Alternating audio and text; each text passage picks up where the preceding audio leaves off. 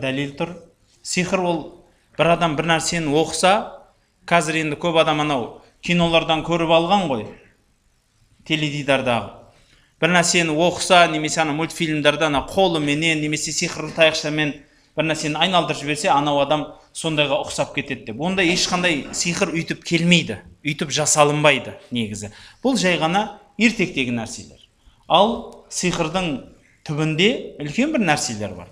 Қарапайым тілде айтқан кезінде сиқыршы адам біріншіден бір арнайы бір дұғаларды оқиды. Ол дұғалар міндетті түрде түсінікті болу шарт емес. Өзі білмеуі де мүмкін. Сиқыршы адам оқиды, бірақ өзінің не оқып жатқанын да білмейді. Түсінбейді. Көбінесе осылай болады. Ал кейбіреулерінде түсінгеннің өзінде негізі кейіншелік сол дәлелденіп бара жатыр халықтың арасында. Халық дегенде осы жын, сиқыр деген мәселеге көп айналысып, соны зерттеген халықтың арасында сол дәлелденіп жатыр. Бұлар, сиқыршылар, бір нәрсені оқығанда екінші бір сиқыршы жынның көмегіне жүгінгендігін айтылады. Басқа бір сиқыршы жынның көмегіне жүгінеді. Ал ол сиқыршы жын мынадан әр нәрсе талап етуі мүмкін. Мысалы айтайық, көп адамдар оқып жатқанда байқайсыздар ма, маған қара қойды алып кел, қара тауық алып кел деген сияқты нәрселер. Яғни бұл адамға керек емес, ол тәуіпке ешқандай керек жоқ, ол оны біліп те тұрған жоқ не екен. Ол жынға керек. Ішіндегі жын өзіне құрбандық талап етіп жатыр. Сіз Аллаға құрбандық сойғандай, жын өзіне құрбандық талап етеді. Соның өзінде ол емі болса ғой ол жынның. Енді қараңыз, әлгі сиқыр жасалғанда ол емдеудің керісіншесі ауырту немесе бір жамандық алып келу емес пе? Дәл осы сияқты сиқыршы бір басқа сиқыр жасаған кезінде әлгі жын сиқыршының көмегіне жүгінеді. Ол жын сиқыршының қол астында қызметшілері бар, жұмсайтын. Мысалы, сиқыршы бір дұғаны оқиды, ол дұғаны жын ғана түсінеді. Тіпті ол сиқыршы да білмейді не оқығанын. Жын түсінеді, не деген бұйрық келгенін біледі, сөйтеді де қолындағы қызметшілерге бұйрық береді. Мынадай етіңдер. Мысалы, анау кісіні ауыртыңдар. Оны өзінің қолындағы қызметшілері істеуі мүмкін, немесе қарапайым бір бейшара бір көшеде кетіп бара жатқан жынды анау сиқыршы жын ұстап алып, әлгі сиқырланған адамның ішіне салып жібереді. Ол қанша дәлелденген? Кешіріңіздер, сіздерге енді бұл тақырып біртүрлі болғанмен түсініп алыңыздар деп отырмын.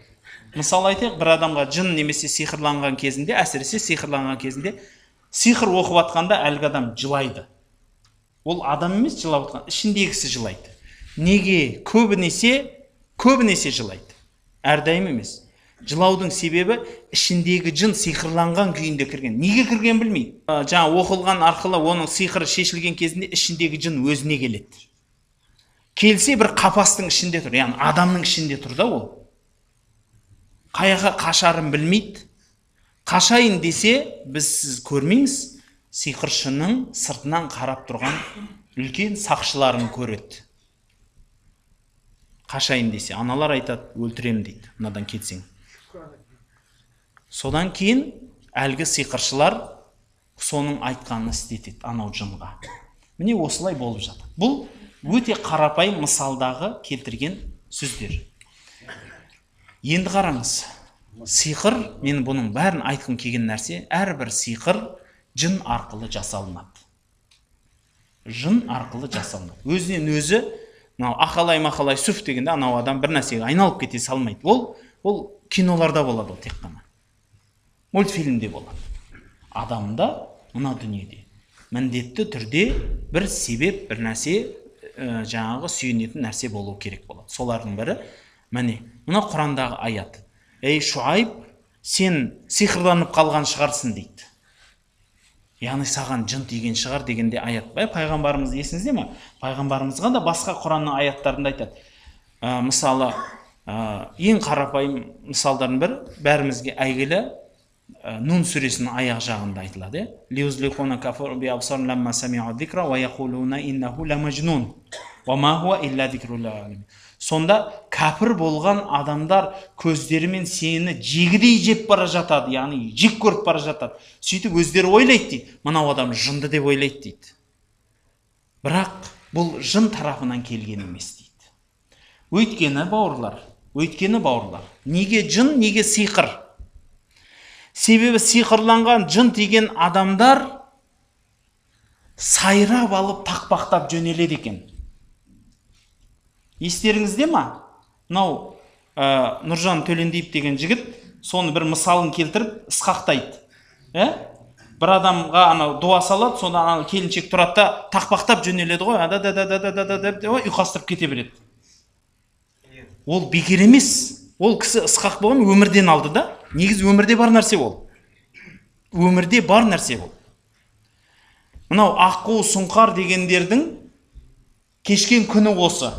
Бұлар сол әулиелі жерлерге барады, бірақ о жерден жақсылығын емес, кілең жын шайтанды ішіне қондырады да сол ішіндегісі сайрайды.